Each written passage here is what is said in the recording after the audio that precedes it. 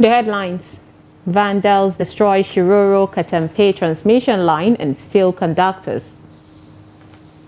9 injured in Ogun gas explosion. As Ramadan begins, traders in Kano lament low sales. And on the international scene, Sudan's military rejects the Ramadan ceasefire. Hello and welcome to Trust TV News Update. I am Sumaya Abubakar.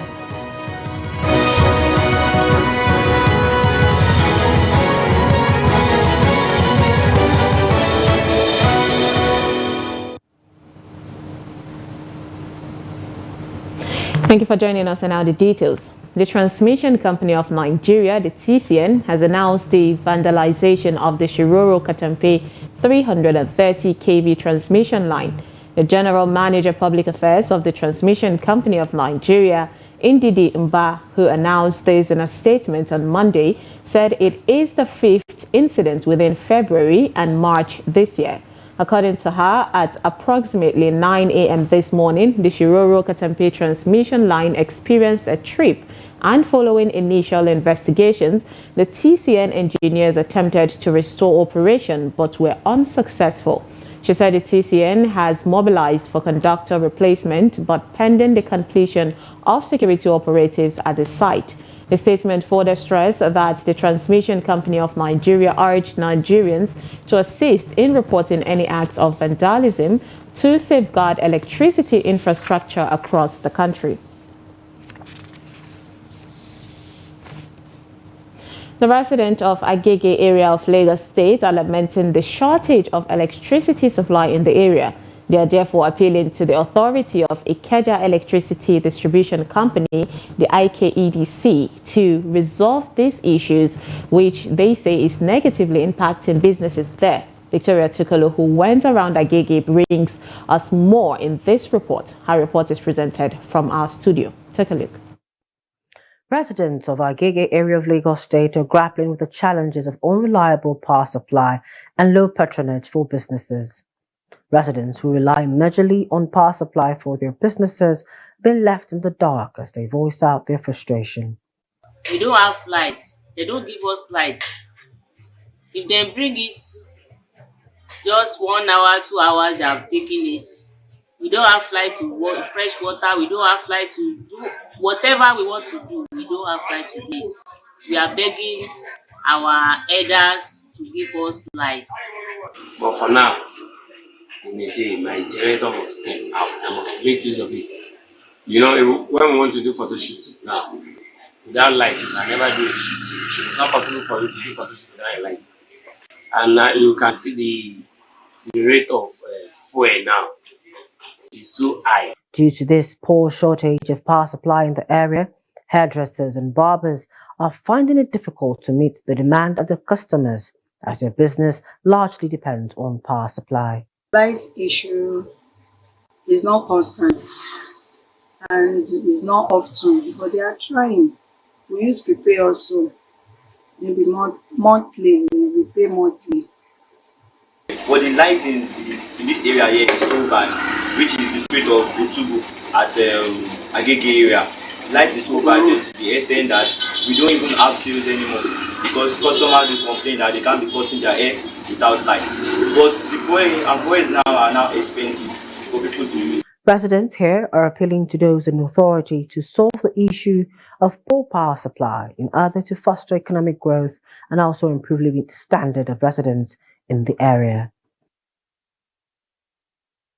9 persons have been injured following a gas explosion at Phoenix Metal Company in Ogijo, Shagamu local government area of Ogun State. The spokesperson of the Ogun State Police Command, Omotola Odutola, confirmed the development. According to an eyewitness account, the blast was attributed to a cylinder explosion that happened at the melting point area, affecting 9 staff members who sustained non-life-threatening injuries. The injured have been taken to a private hospital in Ikorodu, Lagos State. As the holy month of Ramadan starts today, The traders in Kano have continued to lament poor patronage by customers. Now, some of the traders in Kano attributed the situation to the low purchasing power of customers. A foodstuff dealer, Tanko Idris, said sales have fallen short this year when compared to previous years. Idris noted that though prices of some commodities, especially consumables, normally soar during the Ramadan fasting period, people still purchase goods. He explained that the economic downturn in the country contributed to this situation.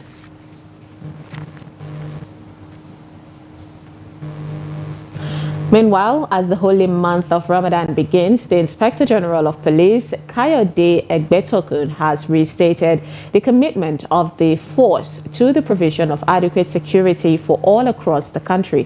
The first public relations officer, ACP Olumuyiwa Adejobi, in a statement in Abuja on Monday, said Egbetokun gave the reassurance while extending greetings to all Muslims at the start of Ramadan. The IGP urged all Muslim Ummahs to embrace the spirit of compassion, generosity, and forgiveness that defines Ramadan.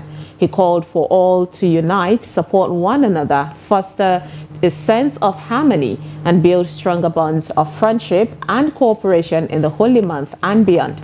The Inspector General of Police, while urging members of the public to embrace the community policing concept, he also charges Nigeria to support the NPF's effort to maintain peace and order throughout the month of Ramadan. Nigeria's Vice President Kashim Shettima conveyed President Bola Ahmed Tinubu's deep concern regarding the abduction of over 287 school children in Kuriga, Kaduna State. During a sympathy visit to Governor Obasani at the Sir Kashim Ibrahim House in Kaduna, the Vice President assured that the President has directed security agencies to spare no efforts in ensuring the safe return of the children to their families. Bello Musa has more on the Vice President's visit. Speaking to Kuriga community leaders and the families of the victims, the Vice President affirmed that the federal government remains resolute in its commitment to safely rescue all abducted children. And he has instructed the security agencies to leave no stone unturned until we return our kids back to their parents. Leadership requires sacrifice. Leadership requires weathering the toughest of storms. Rest assured that the President is equal to the task. The very essence of the existence of government is to secure the lives and properties of the citizenry. He has tasked the entire security architecture in the country to go all out and get back our kids safely. In his statement, Governor Obasani expressed gratitude to the Vice President for his visit and conveyed optimism regarding the ongoing rescue effort for the abducted school children. Security agencies in the country have been working closely with Kaduna State government to ensure the safe return of the children. Here in Kaduna, we have been working with the community as well as the leadership of Chukwu local government to ensure that we collaborate with the relevant security agencies to ensure that all the children return back home safely. The community have been very cooperative. They are working with Kaduna State government, working with the relevant security agencies, and I can say that we are making some progress. Vice President Shettima also convened a closed-door meeting with Kuriga community leaders, parents of the kidnapped school children, security chiefs, and state government officials. Bello Musa, Trust TV News, Kaduna. The Joint Security Task Force in Imo State, southeast Nigeria, has achieved about significant success in countering dissident operation under the IPOB and ESN umbrella. Now, operations included the dislodging of group from a K22 market in Osu local government area and reclaiming the Mother Valley, their operational headquarters. Trust TV's Ajibade Praise was there and filed in this report. Currently, I am standing at the Osu Ihitukwa community, specifically at the Ekotutu Market Road, where the dissident over some time now had occupied. But as we speak right now, this place has been reclaimed by the military, and the people of the community now have cause to rejoice again. If you can look here, used to be the market, you know, where a lot of the traders do come there to transact and do their businesses. But ever since, they've not been here because the place has not been safe for them. But right now, as we speak, following the operation, the successful operation of the military, I think normalcy has returned.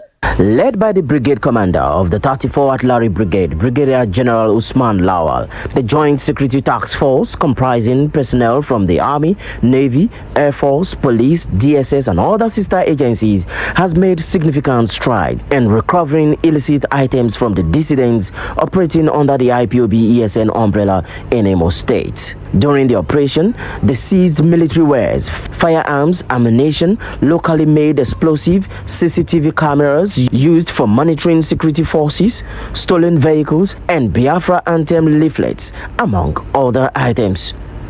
The successes were attributed to the leadership of the General Officer Commanding 82 Division, Enugu, Major General Hassan Taiwo Dada, who visited the location for an on-the-spot assessment. The immediate requirement now is for the communities to take ownership of their communities, which we continue to support them. And this is based on the strategic guidance that we are receiving from our very Army Chief of Army Staff, Lieutenant General Tariq Lagbaja, that has mandated me to come and appreciate the troops. General Officer Commanding GOC 82 Division Enugu and Commander of the Operation Udoka in the Southeast, Major General Hassan Taiwo Dada, commended the Joint Security Task Force for their efforts and assured them of the continuous support of the armed leadership of Lieutenant General Tariq Lagbaja. During his visit, Commander Dada interacted with returning residents who were beginning to return to their villages following the successful military operation. As a gesture of support, he handed over food items and other valuables for them to resume their normal lives. Process those people that have been arrested, and of course, they will be made to face the law, and we also will use them as appropriate in the conduct of our official operations. While the military and the police, alongside other sister agencies, remain resolute in the fight against insecurity in the state, the Governor Hope Uzodinma-led administration is calling on the dissidents to drop their arms and surrender. He assures them of a better livelihood once they embrace peace. Ajibade Praise, Trust TV News, Owerri. Away from security, the Nigerian Meteorological Agency, NIMET, has predicted sunshine and haziness from Monday to Wednesday across the country. NIMET's weather outlook, released on Sunday in Abuja, forecast a sunny and hazy atmosphere on Monday over the northern region throughout the forecast period. According to it, cloudy skies with intervals of sunshine are expected over the north-central states, with prospect of localized thunderstorms over parts of Benue State during the morning hours. According to NIMET, a sunny and hazy atmosphere is expected over the northern region throughout the forecast period on Tuesday, with chances of localized thunderstorms over parts of Taraba and Kaduna State during the evening hours. It envisaged patches of clouds over the north-central region with prospects of isolated thunderstorms over parts of Kogi, Nasarawa, Benue, and the Federal Capital Territory during the morning hours. The agency envisaged localized thunderstorms over parts of the Federal Capital Territory, Kwara, Nasarawa, and Kogi State later in the day. According to NIMET, sunny and hazy atmosphere is expected over the northern region throughout the forecast period on Wednesday.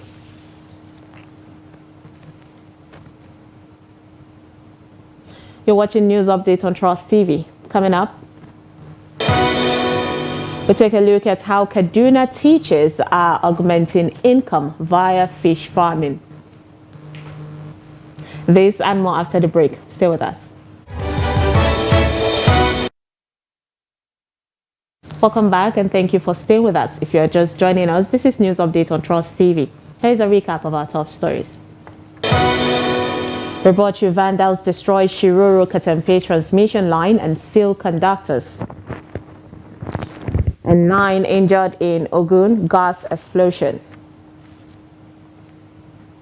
Moving on to more stories. Residents of Maiduguri and Jalingo in Borno and Taraba states are grappling with unbearable heat as the current weather proves to be more intense compared to the previous years, making daily activities a challenge for many. Beatrice Kurusi has more on the impact of the current heat wave in the northeast. Take a look. The intense heat of the scorching sun in Maiduguri's metropolis compels people to seek shade during the day, disrupting daily activities. Despite the discomfort, Mariam continues to run her small-scale business driven by the necessity to make ends meet. I have no choice to come out under the sun to do my business. I'm used to it. The extreme heat, typical for March, has been particularly severe this year, exacerbated by the absence of electricity for the past 6 days in Maiduguri. We are used to heat, so I don't regard this as something new within the environment here. A couple of days back, last week I was in Jos, and some people say, heat in Jos. I say, you don't know what this is not heat. In Borno, we used to have between 40 and 47 degrees Celsius. And once it goes above 42, 43 degrees Celsius, everybody stays indoors. So, ultimately, the heat is too much, over too much. Because it has gotten to a level that even when you're on your phone during the daytime, around 11, 12, the camera does not work even. It will ask you to shut down. Some phones go freeze. Like my camera will give me a sign that the temperature is too high. So that means, man, it's only water. Keep on taking water. The cold water is not even available, no light. So you see, the things is too much, it's too jam-packed. And the situation of the country now is getting so worrisome. Fruit sellers in Jalingo are experiencing losses due to the harsh weather conditions. You cannot sleep in the night. And this weather, it can cause it can cause disease. Honestly, life is not easy. Prices of commodities have gone up. The prices of fruit have also gone up. And because of the weather, the fruits get spoiled after a day or two. And that is a loss for me because I am forced to dispose of them. The hotter the weather, the more likely there are some, health risk to the people. And the most important health risk is dehydration. Dehydration is when there is, the water in your body is not up to the level it's supposed to be because you are losing water constantly through insensible water loss, through sweating and the rest of it, especially when you are exposed to the sunlight. Many residents will have to bear the harsh weather until the rainy season sets in. Despite the economic hardship and societal myths affecting the growth of women in the society, especially in northern Nigeria, women in Kaduna are defying these odds to speak for themselves and be self-reliant, also in order to lead decent lives. Now, this is a story of Khadija Muhammad, a graduate of statistics from Ahmadu Bello University Zaria, who defied all odds to go to school, but due to economic realities ventured into fish farming to augment her salary as a teacher. Trust TV's Bello Musa sent in this report. Khadija's venture into fish farming began with the use of this space in the family compound. According to her, starting a fish farm is the wisest decision she has ever made. Immediately when I graduated, before I got a job, I was idle, doing nothing, so I decided to start a business, and I look at the various type of businesses we have. So I decided to go ahead with the poultry and the fishing at the same time because of the demand in the area I stay. Her life journey is a source of inspiration for many women, as she never allows social myths to shatter her dreams.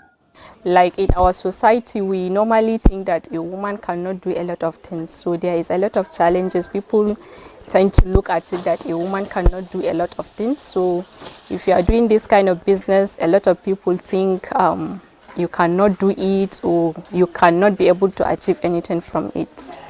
Her passion now is to encourage women to venture into trades that will better their lives. Well, I think with the current situation that we are in the country, I believe that majority of women are already into business, unlike before. Most women, you find out that they are already doing business right from when they are in school, and some of them immediately when they finish school, they will begin to do business. So what I will tell others that are not doing anything, I will advise them they should try and be dependent. Don't always think of governments will provide a job for you because you go to school. Just think of anything. It does not necessarily has to be fishing or poultry. It can be any other business. Once you pick an interest, you analyze the kind of business you want to do, then you can go ahead and start your business. Though marketing her fish is not easy due to competition in the market, Mohammed is however now using social media to market her product. Bella Musa, Trust TV News Kaduna. In business, Bitcoin hit a fresh record above $71,000 on Monday as demand for the cryptocurrency picks up amid optimism that the Federal Reserve will cut interest rates the year.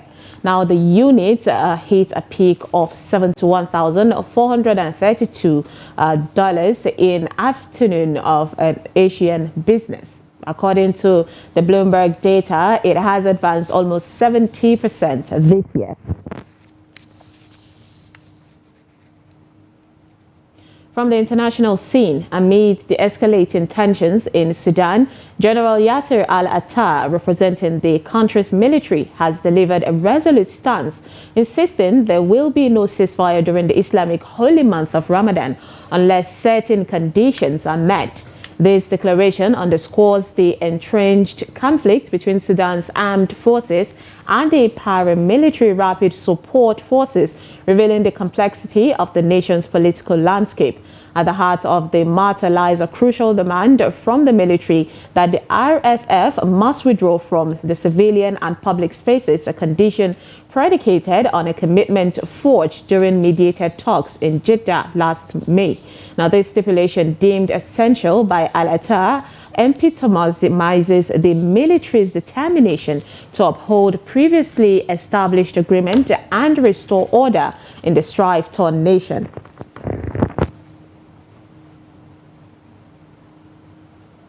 The death toll from flash flooding and landslide on the Indonesian island of Sumatra has risen to 26, with at least 11 people still missing. Torrential rains on Thursday triggered the disaster in West Sumatra province, where rivers overflowed and landslide swallowed homes. The spokesman for the National Disaster Mitigation Agency, Abdul Mohari, said in a statement on Monday that in the district of Pesisir Selatan, 23 people were found dead and 6 are still missing. 3 other victims were found dead in Padang Pariaman district, which also suffered heavy damage. The statement further stressed that rescue efforts have been hampered by extreme weather and spotty electricity.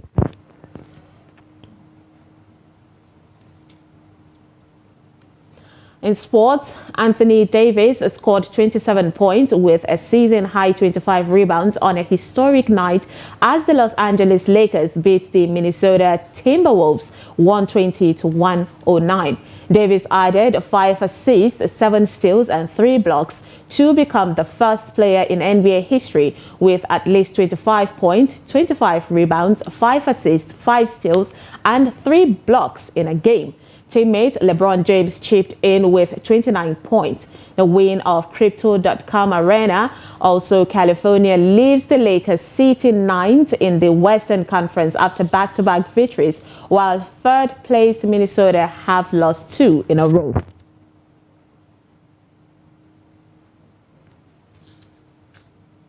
And with that, we have come to the end of News Update on Trust TV. Do not forget to follow us across all our social media platforms and join our YouTube for more news programs and documentaries.